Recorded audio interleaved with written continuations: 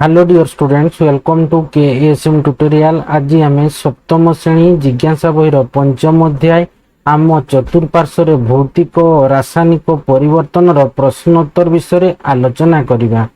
पिला माने पूर्वर मु पार्ट 1 2 4 आलोचना कर सारी एवं से वीडियो रो लिंक मु डिस्क्रिप्शन बॉक्स रे दे देछि। पिला माने वीडियो भल लागिवो लाइक करिवो एवं चैनल टिकु सब्सक्राइब मध्य करिदबो एवं वीडियो टिकु तुम सांग माननकु शेयर करिवो। किछ यदि डाउट रहिवो कमेंट बॉक्स रे जणाइवो। तो चलो आमे स्टार्ट करिबा। ए जो पंचम अध्याय अछि आसो आम शिक्षण रो अभिवृद्धि करिबा। तो तारटा अभ्यास बा आमे कहि पाबा कोन ना प्रश्नोत्तर बोली मध्य कहि पारिबा। तो पंचम अध्याय रे कोन अछि ना हमर आम चतुर्पार्श्व रे भौतिक रासायनिक परिवर्तन जो थिला तार आज आम प्रश्नोत्तर करिबा। तो देखो एक नंबर क्वेश्चन रे कोन कहिछि निम्न उक्ति गुड़िक मध्यरु केउ गुड़िक एक भौतिक परिवर्तन लक्षण अटंती। तो देखो भौतिक परिवर्तन रे केउ गुड़ाक लक्षण अछि। देखो फास्ट में जिबा कोन कोन कहि देछि। देखो पदार्थर अवस्था परिवर्तन होई पारे किंबा होई न पारे। हां एटा होछि गुटे हमर भौतिक परिवर्तन लक्षण हैला कि आमर पदार्थर कौन हम ना सी भौतिक परिवर्तन हो पारे किंबा आमर सॉरी पदार्थर अवस्थार परिवर्तन हो पारे। भौतिक परिवर्तन कौन से पदार्थर अवस्थार परिवर्तन हो पारे किंबा होई न पारे। तेणु ये गोटे भी जीव है कि B2 रे B2 रे देख भिन्न धर्म विशिष्ट पदार्थ सृष्टि हुए। एटा हम ना कि आमर केवल रासायनिक परिवर्तन रे ही भिन्न धर्म विशिष्ट पदार्थ सृष्टि हुए।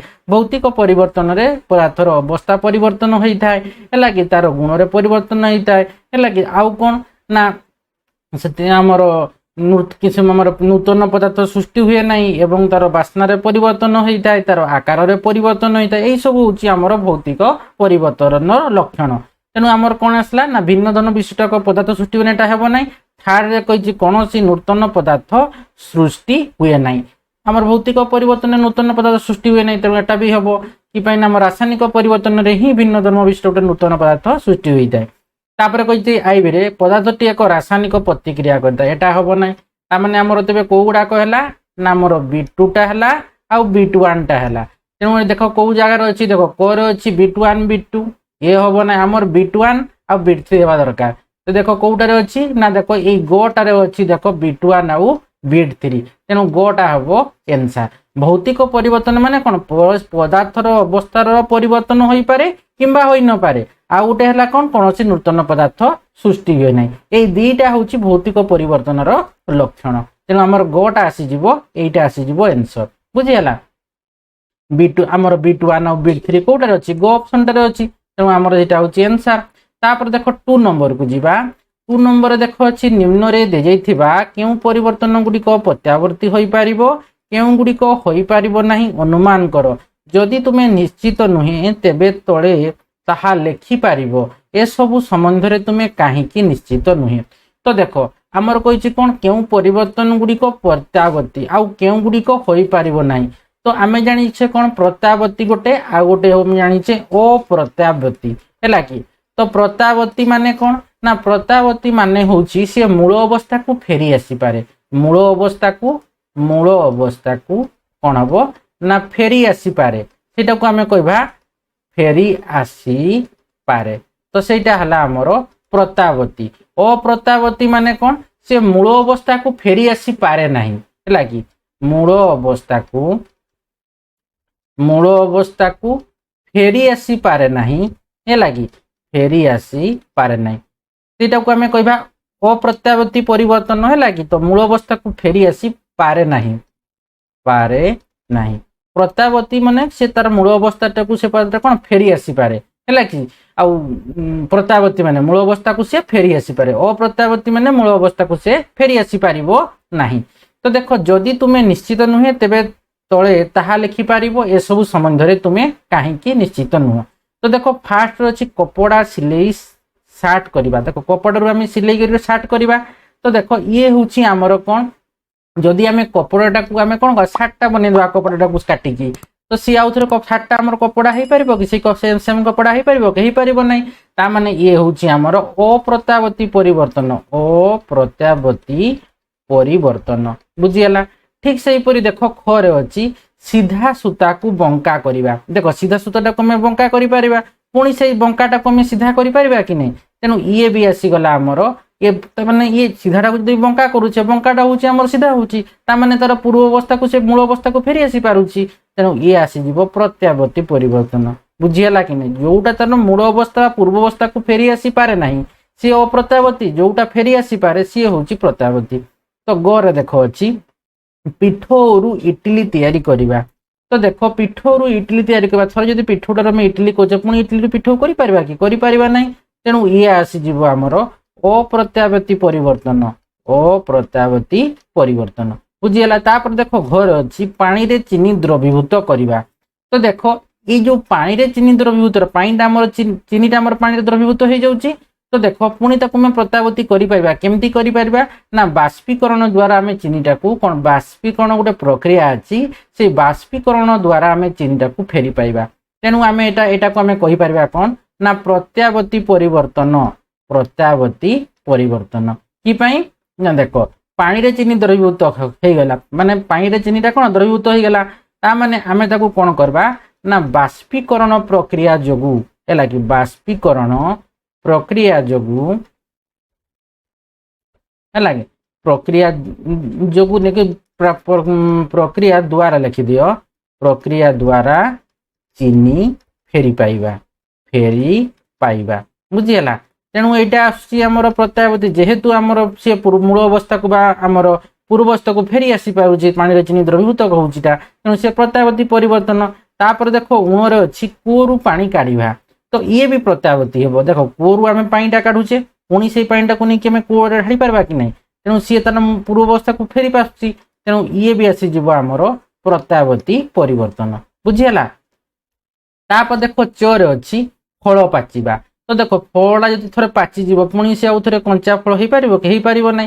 तेणु ये आसीजिव आमर अप्रत्यावर्ती परिवर्तन अप्रत्यावर्ती परिवर्तन। देख तापर अछि आमर कोन छरे एक खला पात्र रे पानी फुटेइबा।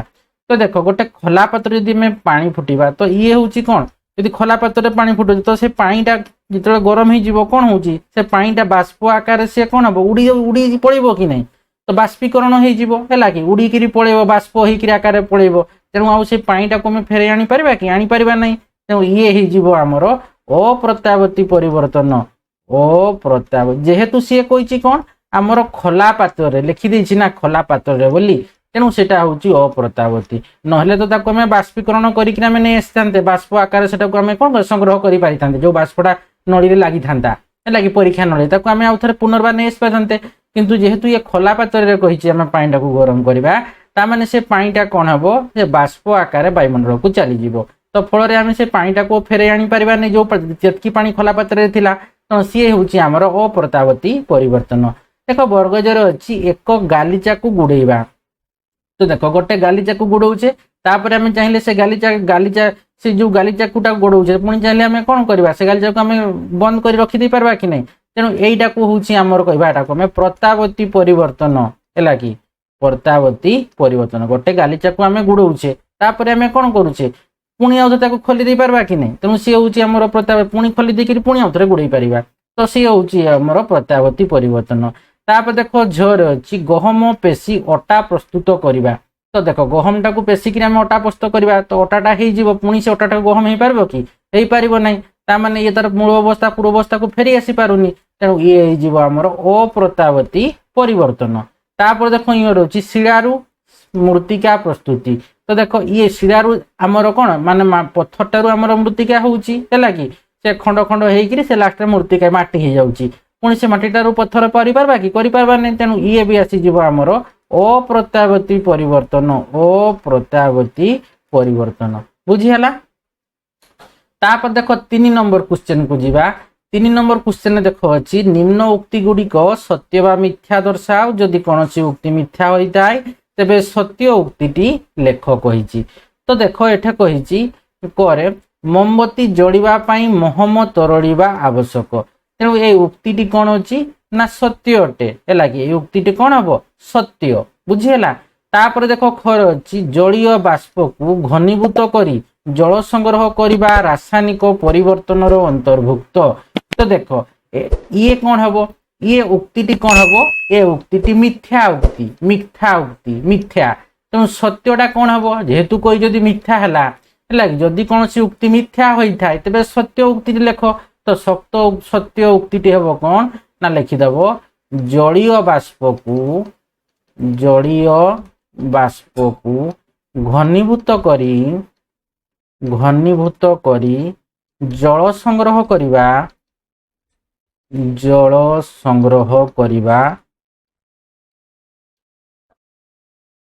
एक भौतिक परिवर्तन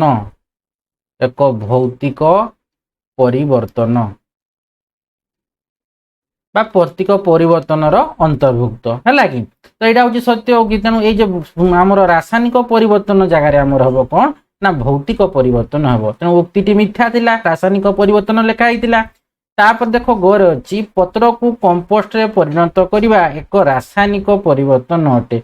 तो देख पत्र को आम कौन करुचे कंपोस्ट रे परिणत करुचे तामाने ये हो कौन ये उक्ति मध्य सत्य अटे है कि कौन हम सत्य अटे बुझीगला।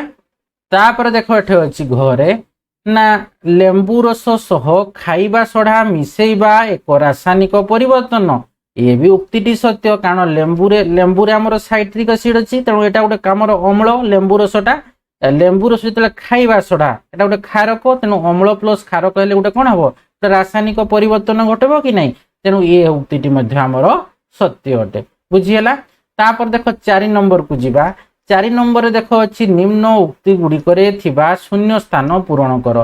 तो देख कोर अच्छी नलिनी लक्ष्य कला जे ता साइकेल हैंडल ले धूसर रंगर पदार्थ जमी जाइछि सेही धूसर पदार्थ गुड़िक डैश जोगु जमीछि एवं यह एक डैश परिवर्तन ता माने एठी कहि परिबा जे नलिनी लक्ष्य कला साइकेल हैंडल जो धूसर रंगर पदार्थ जमीछि सेटा होछि धूसर पदार्थ गुड़िक कहा जोगु जमीछि ना कलंकी जोगु जमीछि कलंकी जोगु जमीछि तेणु यह एक डैश परिवर्तन यह एक रासायनिक परिवर्तन। तापर देख ख को जीवा खरे कहिछि गोटिए रुमाल को भांगिबा एक डैश परिवर्तन एवं यह को डैश करा जाई परिबो। तो देख गोटे रुमाल को हमें भांगिबा एक कौन ना भौतिक परिवर्तन डैश परिवर्तन रुमाल को भांगुछ करी हमें सॉरी गोटे रुमाल को भांगुछ गोटे भौतिक परिवर्तन एवं यह को कौन पूर्व अवस्था को है कि पूर्व अवस्था को फेराई है कि अणा जाई पारिबो फेराई अणा जाई पारिबो है कि एटा लिखि पारो बा एहा को प्रत्यावर्ती करा जाई पारिबो बा तुमे लिख पारबो कौन एठी बा लिखि देबो तुमे जे तुम मूल अवस्था को फेरा जाए बा प्रत्यावर्ती करा जाई पारिबो जोटा तुमको ठीक लागबो तुमे सेटा लिखिबो। तापर देख गरे अच्छी जो रासायनिक प्रतिक्रिया रे गोटिए पदार्थ अम्लजान सह प्रतिक्रिया करने सहित ताप निर्गत करे ताहाकू डैश कहती एवं यह एक डैश परिवर्तन। तो देख कही जो रासायनिक प्रतिक्रिया रे गोटिए पदार्थ अम्लजान सहित प्रतिक्रिया करने सहित ताप निर्गत करे ताहाकू आमे दहन कहती आम पढ़ी है कि दहन कहती एवं यह एक रासायनिक परिवर्तन रासायनिक परिवर्तन बुझीगला। तो देखो एटा को आउथर भलसे लिखिदबा रासायनिक परिवर्तन।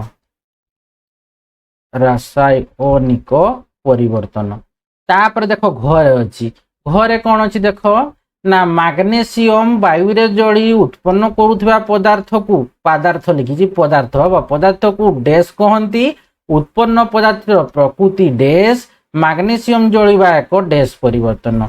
देखो 3टा क्वेश्चन देख 3टा अच्छी है 3टा क्वेश्चन डैश दिखाई। तो मैग्नेशियम वायु रे जली उत्पन्न करुवा पदार्थ को आमे कहबा कौन मैग्नेशियम ऑक्साइड कौन कहबा मैग्नेशियम ऑक्साइड MgO है कि मैग्नेशियम ऑक्साइड MgO है कि कहती एवं उत्पन्न पदार्थ प्रकृति कौन हम ना ये हे जेहेतु मैग्नेशियम ऑक्साइड माने सी आसीगला क्षारीय बुझीगला मैग्नीशियम जलिबा एक डैश परिवर्तन मैग्नीशियम जलिबा एक रासायनिक परिवर्तन रासायनिक परिवर्तन बुझीगला। तो नंबर 4 पड़ेगा 4 गला 5 नंबर क्वेश्चन को जीवा देखो 5 नंबर क्वेश्चन रे कौन कही जल बरफ को एवं जल जलीय बाष्प को परिवर्तन हेबा भौतिक परिवर्तन ना रासायनिक परिवर्तन बुझाओ। तो देखो जल बरफ हेबा एवं जलीय बाष्प हेबा यह को परिवर्तन हेबो यह को भौतिक परिवर्तन हेबो है कि देखो एठी जल बरफ को एवं जल जलीय बाष्प को परिवर्तन बुझाऊँ कारण एतिरे कौनसी नूतन पदार्थ सृष्टि हेबो नाही एवं कौन हेबो केवल एठी अवस्थार परिवर्तन हेबो तेणु जल बरफ को एवं जल जलीय बाष्प को परिवर्तन हेबा एक भौतिक परिवर्तन। तो देखो सेटा को मु लिखि दउची एठी।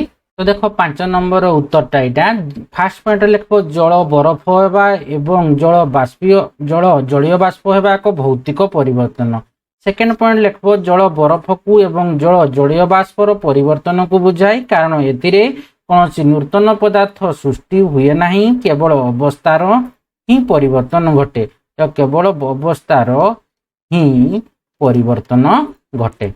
तो 5 नंबर गला तापर देखो 6 नंबर कौन कही ना दूध को दही करवा एक भौतिक ना रासायनिक परिवर्तन तुम उक्तिर यथार्थता प्रतिपादन कर। तो देखो दूध को दही करवा एक कौन परिवर्तन ना रासायनिक परिवर्तन है कि कारण दही पुणी आउ थे आम दूध पाइबा संभव नुहे आ दूध आमर कौन थाए आमर लैक्टिक एसिड नामक एक नूतन पदार्थ सृष्टि होता है तेणु सी गोटे नूतन पदार्थ सृष्टि है मैंने से रासायनिक परिवर्तन कि नहीं तेणु यहाँ हूँ दूध को दही करवा एक रासायनिक परिवर्तन कारण दही पुणी थे दूध पाइपर संभव नुहे एवं दूधरे आमर लैक्टिक एसिड नामक एक नूतन पदार्थ सृष्टि होता है बुझीगला। तेणु आम उक्तिर यथार्थता आम कहीदे प्रतिपादन कहीदे कि दूध को दही करवा एक रासायनिक परिवर्तन बुझीपार कि नहीं नूतन पदार्थ भी सृष्टि होउची एवं से तार पूर्व आमर कौन पूर्व बा मूल अवस्था को से फेरी आसी पारिबो नहीं बुझीगला। तो यहाँ हूँ तार आंसर। तो देखो केमती लिखिबो 6 नंबर उत्तर है देखो 6 नंबर उत्तरटा ये लिखब। फास्ट पॉइंट लिखब दूध को दही करवा एक रासायनिक परिवर्तन। सेकेंड पॉइंट लिखब कारण दही पुणी थे दूध पाइबा संभव नुहे एवं एथिरे लैक्टिक अम्ल नामक एक नूतन पदार्थ सृष्टि हुए। तो आम तो जानीगले कौन ना आम रासायनिक परिवर्तन एवं से दही आमर दूधरू दही होउची दही पुणी आम दूध पाइबा हेबो कि पाई हेबो नहीं एवं आमर कौन ना लैक्टिक नामक गोटे नूतन पदार्थ सृष्टि होउची। तो से होउची रासायनिक नूतन पदार्थ सृष्टि होउची। तो ये रासायनिक परिवर्तन सब लक्षण है कि आमर पूर्वावस्था को फेरी आसी पारबा ना एवं नूतन पदार्थ गोटे जात होउतवा दरकार। तो ये आमर सेटा हला लैक्टिक नामक अम्ल जात हैला एवं दहीरू आमे पुणी थरे दूध पाई परिबा नाही बुझीगला। तो यहाँ हूँ आंसर। तापर देखो 7 नंबर क्वेश्चन रही प्राकृतिक कारक पवन वर्षा इत्यादि शिलारू मृत्तिका परिवार साहाय्य करती एही परिवर्तन भौतिक ना रासायनिक ना एवं कहीं कहूँ। तो देखो शिलारू मृत्तिका हेबा गोटे हूँ आम कह कौन ना सी हूँ आमर भौतिक परिवर्तन है कि सॉरी शिलारू मृत्तिका हेबा गोटे भौतिक परिवर्तन कि। तो देखो परिवर्तन एवं कौन ना ये देख तो शिलारू आमर थे कौन हो मृत्तिका हो जाए माने यह एक भौतिक परिवर्तन कारण ए पत्थरटा कौन हो छोट छोट खंडरे परिणत हो माटी सृष्टि करे बुझीगला। तो सृष्टि करा माने एठी किंतु यार मूल रासायनिक धर्मर किसी परिवर्तन घटे ना बुझीपार कि नहीं। तेणु प्राकृतिक कारक आमर पवन वर्षा बा इत्यादि शिलारू मृत्तिकार कर साहाय्य करती यह भौतिक परिवर्तन जीव कि ना कारण एथिरे पत्थर छोट छोट खंडरे परिणत हो एक माटी सृष्टि करे तो एवं यार मूल रासायनिक धर्म रे किसी परिवर्तन हुए ना। तेणु देख 7 नंबर क्वेश्चन ये लिखवा। तो देख 7 नंबर उत्तर लिखिबो शिलारू मृत्तिका हेबा एक भौतिक परिवर्तन कारण एथिरे पत्थर छोट छोट खंडरे परिणत हो माटी सृष्टि करे किंतु यार मूल रासायनिक धर्म रे परिवर्तन हुए नहीं बुझीगला ना। तापर देखो ये 8 नंबर क्वेश्चन देख कौन कही ना कही देख तले दे जाइथिबा परिवेश अनुकूल पृथ्वी शीर्षक गल्पटी को पढ़ी बंधनी मध्य थिबा सबुठारु विकल्प बा विकल्प गुड़िक ठीक चिन्हट कर निज पसंद रे यही गल्पर एक उपयुक्त शीर्षक दियो कही। तो देख ये कही कौन ना नंदिनी रोसई घरे भोजन प्रस्तुत कला बेले पनीपरिया काटे आलू चपा छड़ाए एवं फल काटे भौतिक परिवर्तन ना रासायनिक परिवर्तन। तो देख नंदिनी रोसई घरे कौन कहूँ भोजन प्रस्तुत कला परिवा काटे तो पनीपरिया काटेटा हूँ कौन भौतिक परिवर्तन रे जीव एवं आलू चपा छड़ाए तो पनीपरिया काटे आलू चपा छड़ाए है कि तो एगा सब यही सब है आमर भौतिक परिवर्तन है कि आलू चपा छड़ेला पुणी से चपाटारू पुणी कौन करवा आम आलू तैयारी कि नूतन पाद सृष्टि हे कि सृष्टि हे ना तो आलू चपा छड़ाए तेणु भौतिक परिवर्तन जीव से मंजी और फल और पनीपरिया चपा को गोटे पात्र रखी संग्रह करे तो मंजी संग्रह करे फल संग्रह करे पनीपरिया चपा को गोटे माटी पात्र संग्रह करे ताने यहाँ भी आमर आसीज भौतिक परिवर्तन है कि कौन आस भौतिक परिवर्तन से ही फल पनीपरिया चपा अन्य सामग्री गुड़िक बीजाणु है कि और कवक मान जो विघटित हो कंपोस्ट परिणत होगा आरंभ करे तेणु ये जो परिणत आरंभ कंपोस्ट परिणत होगा रासायनिक परिवर्तन यहाँ हूँ आम रासायनिक परिवर्तन हम तापर कही से ही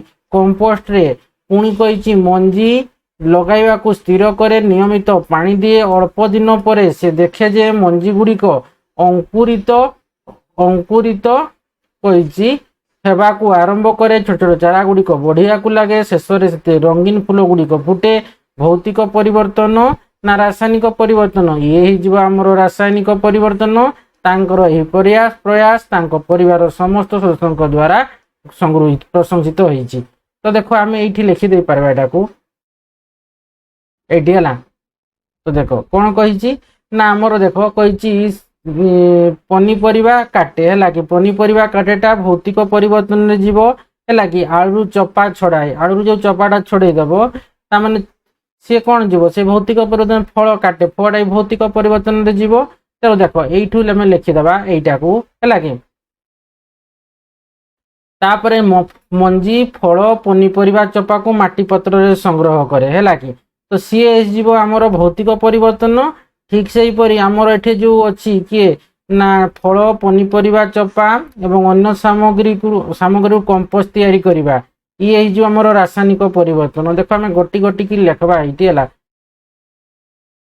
तो देख 8 नंबर उत्तरटा पनीपरिया काटिबा लिखिद पनीपरिया को लिखिद पनीपरिया काटिबा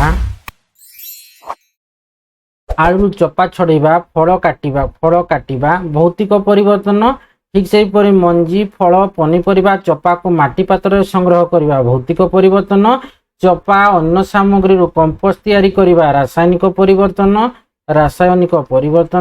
मंजी गजा हवा और गछ बढ़िबा रासायनिक परिवर्तन फूल फुटिबा मध्य रासायनिक परिवर्तन। तापर जीवा 9 नंबर को है कि देखो 9 नंबर क्वेश्चन रे कौन कही तो देखो 9 नंबर क्वेश्चन रे कही एठारे केतेक परिवर्तन दिया जाइछि भौतिक परिवर्तन गुड़िक क चिन्हित अंचल रे और रासायनिक परिवर्तन गुड़िक ख चिन्हित अंचल रे लेख उभय भौतिक और रासायनिक परिवर्तन गुड़िक ग चिन्हित अंचल रे लेख तामाने हम क रे लिखिबा भौतिक परिवर्तन है कि तामाने ये आसला कौन ये आसला भौतिक परिवर्तन कोटा भौतिक परिवर्तन ठीक से हीपरी ये गोटा आसला आमर उभय भौतिक और रासायनिक उभय भौतिक और रासायनिक परिवर्तन आ खटा रहा आमर रासायनिक परिवर्तन बुझीगला। तो युवाक रहा तो देखा आम मोमबत्ती जलिबा प्रक्रिया तो देख मोमबत्ती जलिबा प्रक्रियाटा सी उभय रे जीव कि देख मोमबत्ती जलिबा प्रक्रिया एथिरे महम तरळीबाटा होची गोटे भौतिक परिवर्तन किंबा परिवर्तन आउ सलिता जलिबाटा गोटे रासायनिक परिवर्तन तेणु ये मोमबत्ती जलिबा प्रक्रियाटा आमर ए गो रे जीव है कि ए गो रे आमर जीव कौन ना मोमबत्ती जलिबा मोमबत्ती जलिबा प्रक्रिया मोमबत्ती जलिबा प्रक्रियाटा उभय भौतिक एवं आमर रासायनिक प्रतिक्रिया। तापर देख कागज चिरिबा, कागज चिरिबाटा होची आमर भौतिक परिवर्तन जीव, एठी कोरे जीव कागज चिरिबा, कागज चिरिबा हला। आउ कोन जीव कलंकी धरिबा, कलंकीटा धरिबाटा जीव आमर खरे रासायनिक परिवर्तन, कलंकी धरिबा, कलंकी धरिबा। ठीक से परे देखो अछि कलंकी धरिबा सरला। तापरे कहिछि दूधरु दही हेबा, ये भी रासायनिक परिवर्तन। तो दूधरु दही हेबा, दूधरु दही हेबा हला।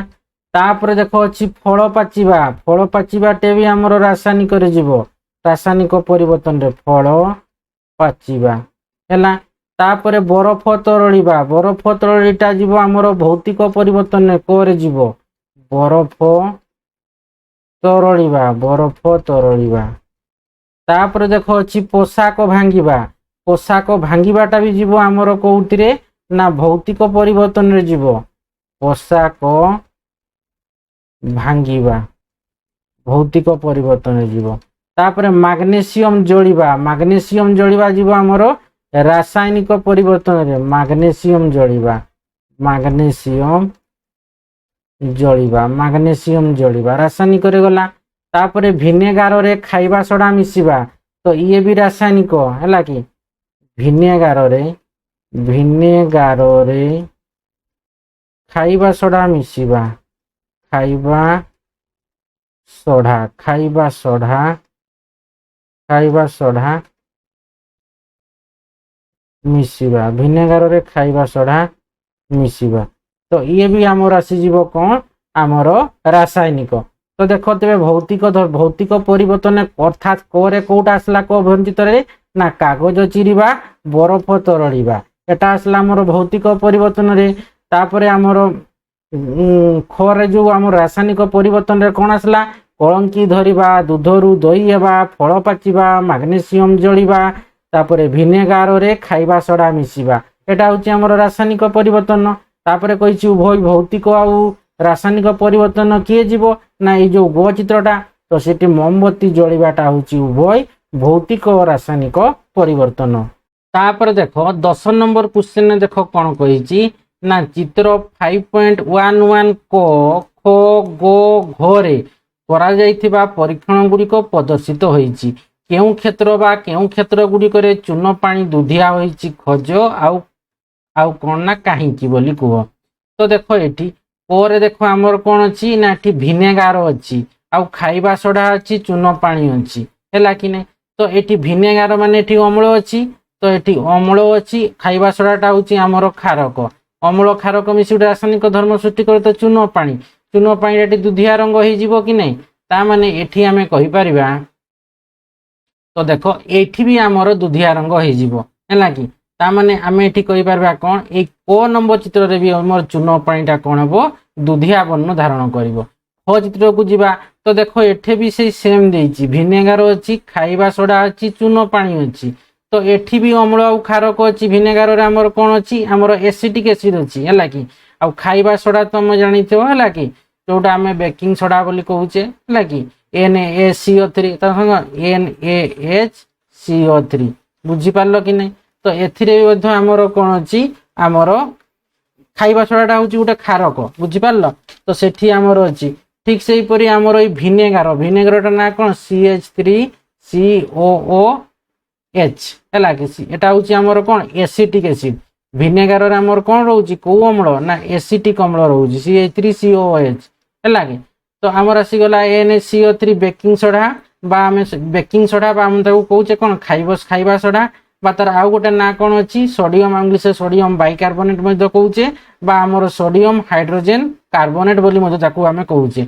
तो ए क्षेत्र रे भी हमर जेहेतु ये अम्ल क्षारक मिसि रासायनिक प्रतिक्रिया करबे ताने चून पानीटा दुधिया रंग होई जीवो बुझी हला। तो देखो ए क रे ख रे दुटा जाकर में चून पानी दुधिया रंग होई जीवो।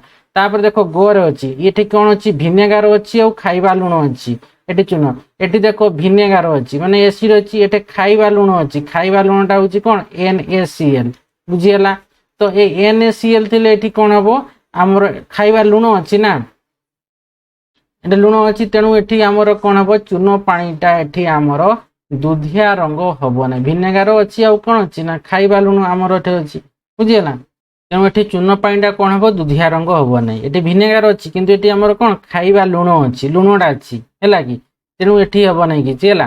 ତାପରେ ଦେଖ ଆମର ଏଠି କଣ ଅଛି ନା ଲେମ୍ବୁ ପାଣି ଅଛି ଆଉ ଖାଇବା ସୋଢା ଅଛି। ତ ଏଠି ଚୂନ ପାଣି ଅଛି, ତେଣୁ ଏଠି ବି ମଧ୍ୟ କଣ ହବ ନା ଆମର ଇଏ ଚୂନ ପାଣିଟା ଦୁଧିଆ ବର୍ଣ୍ଣ ରଙ୍ଗ ହେଇଯିବ। ତ କଣ କହିଛି କୋଉ କ୍ଷେତ୍ରରେ ତେବେ ଆମର ତେବେ କ ଖ ଆଉ ଘ ଏଇରେ ଆମର କଣ ଚୂନ ପାଣିଟା ଦୁଧିଆ ରଙ୍ଗ ହେଇଯାଉଛି କେଉଁ କ୍ଷେତ୍ର ବା କେଉଁ କ୍ଷେତ୍ର ଗୁଡିକରେ। ତ ଏଇଠି ଲେଖିଦବ ହେଲା କି 10 ନମ୍ବର ଉତ୍ତରଟା ହେଲା। 10 ନମ୍ବର ଉତ୍ତର ଲେଖିବ କଣ ନା କ ହେଲା କି ଚିତ୍ର ନମ୍ବର କ, ତାପରେ ଖ ଏବଂ ଘରେ ହେଲା କି ଘରେ ହେଲା ଘ କ୍ଷେତ୍ରରେ ବା ଘ କ୍ଷେତ୍ରରେ ହେଲା କି ଚୂନ ପାଣି ଦୁଧିଆ ରଙ୍ଗ ହବ, ଦୁଧିଆ ରଙ୍ଗ ହେବ। ତ ଦେଖ ଏଠି କଣ ହବ ନା ଦେଖ ଏଠି ଆମର କଣ ଅଛି ଭିନେଗାରରେ ବି ଏସିଟିକ ଏସିଡ ଅଛି, ଆଉ ଏଠି ଆମର କଣ ଲେମ୍ବୁ ପାଣିରେ ବି ଆମର ଆମର ସାଇଟ୍ରିକ ଏସିଡ ଅଛି।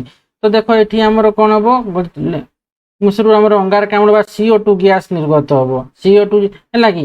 ତ ଏଇ ସବୁ କ୍ଷେତ୍ରରେ ଲେଖିବ ଏଇ ସବୁ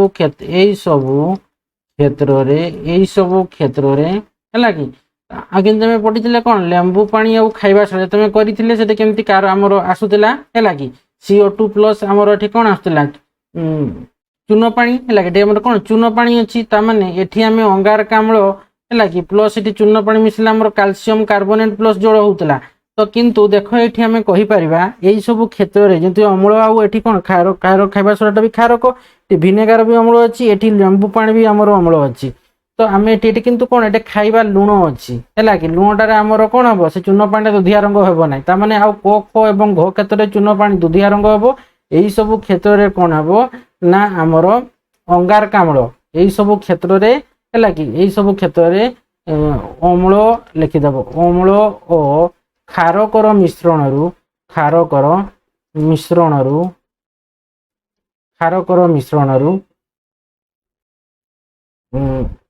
ଅଙ୍ଗାରକାମ୍ଳ ଗ୍ୟାସ ଲେଖିଦବ, ଅଙ୍ଗାରକାମ୍ଳ ଗ୍ୟାସ ନିର୍ଗତ ହବ, ଅଙ୍ଗାରକାମ୍ଳ ଗ୍ୟାସ ନିର୍ଗତ ହବ,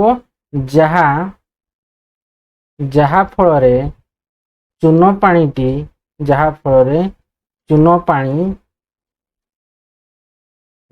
ମଧ୍ୟ ଦେଇ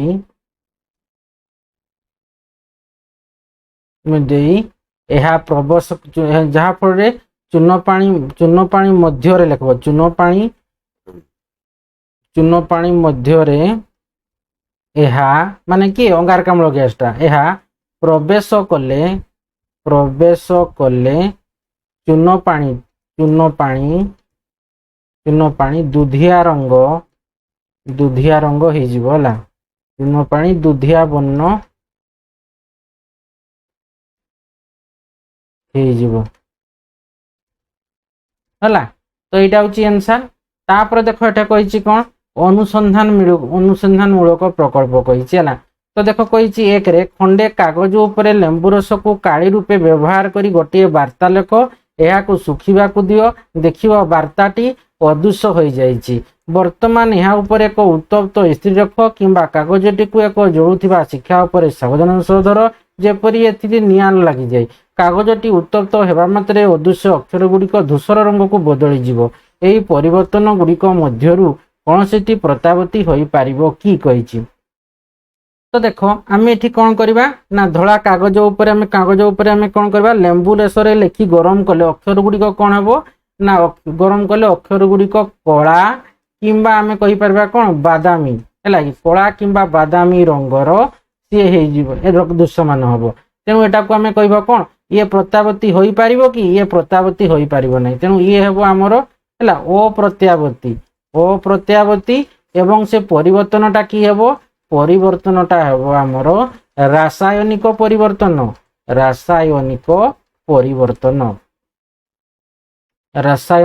ପରିବର୍ତ୍ତନ।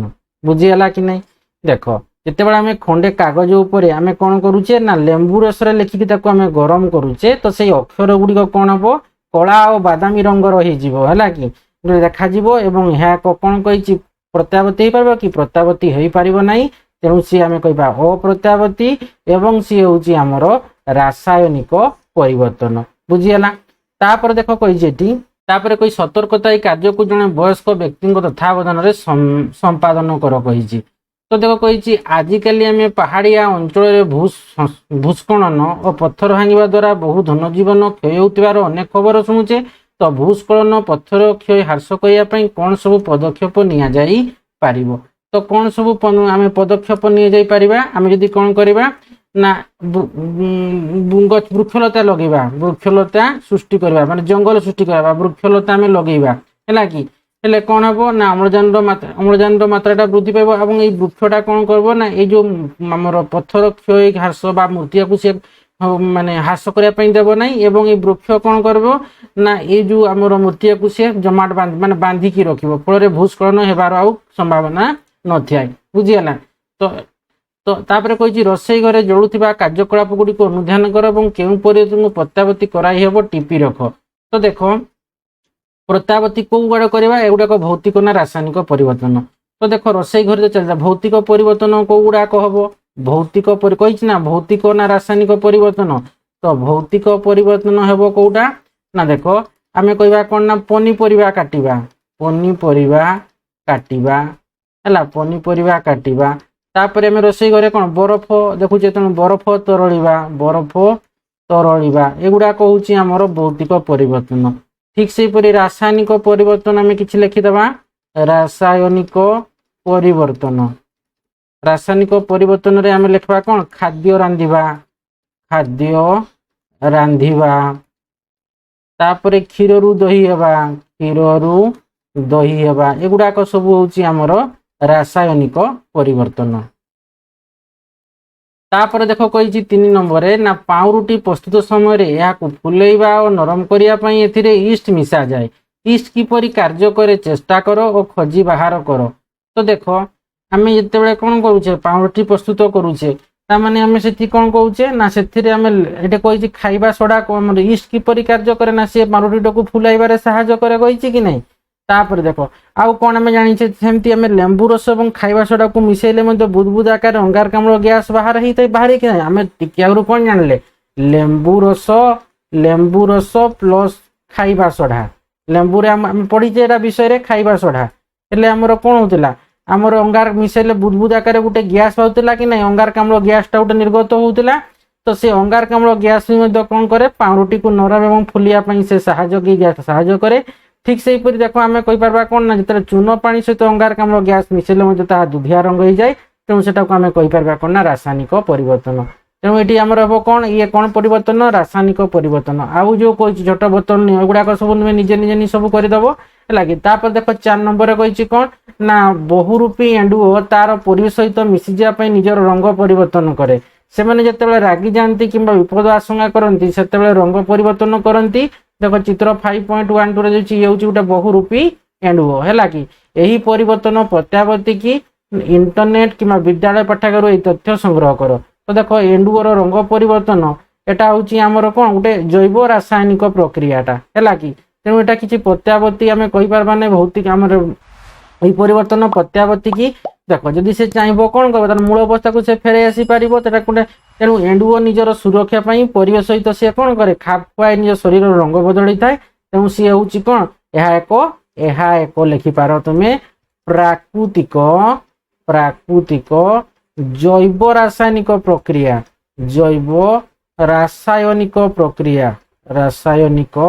ପ୍ରକ୍ରିୟା ବୁଝିଗଲା ନା କଣ ଲେଖବ ତେବେ ଏହା ଏକ ପ୍ରାକୃତିକ ଜୈବ ରାସାୟନିକ ପ୍ରକ୍ରିୟା ବହୁରୂପୀ ଯୋଉ ରଙ୍ଗ ବଦଳାଏ ତ ଫଳରେ ସେ କଣ କରେ ନିଜ ପରିବେଶ ସହିତ ନିଜ ଏଇଥିପାଇଁ ରଙ୍ଗ ବଦଳ କରେ ନିଜ ସବୁ ରଙ୍ଗ ବଦଳାଇ ଥାଏ ନା ସେ ପରିବେଶ ସହିତ ନିଜକୁ କଣ କରିଥାଏ ମିଶି ଯିବା ପାଇଁ ହେଲା କି ଆଉ କେତେବେଳେ କରନ୍ତି ଯେତେବେଳେ ସେମାନେ ରାଗି ଯାଆନ୍ତି କିମ୍ବା କିଛି ବିପଦ ଆଶଙ୍କା କରନ୍ତି ସେମାନଙ୍କୁ ନ ଜାଣିବା ପାଇଁ ମାନେ ସେମାନଙ୍କୁ ଖୋଜି ନ ପାଇବା ପାଇଁ ସେମାନେ କଣ କରନ୍ତି ଯଦି ବିପଦ ଆସୁଛି ଜାଣିକିରି ମଧ୍ୟ ସେମାନେ ରଙ୍ଗ ବଦଳାଇ ଦିଅନ୍ତି ବା ରଙ୍ଗ ପରିବର୍ତ୍ତନ କରନ୍ତି ତେଣୁ ଇଏ ହଉଛି ପ୍ରାକୃତିକ ଜୈବ ରାସାୟନିକ ପ୍ରକ୍ରିୟା ବୁଝିହେଲା।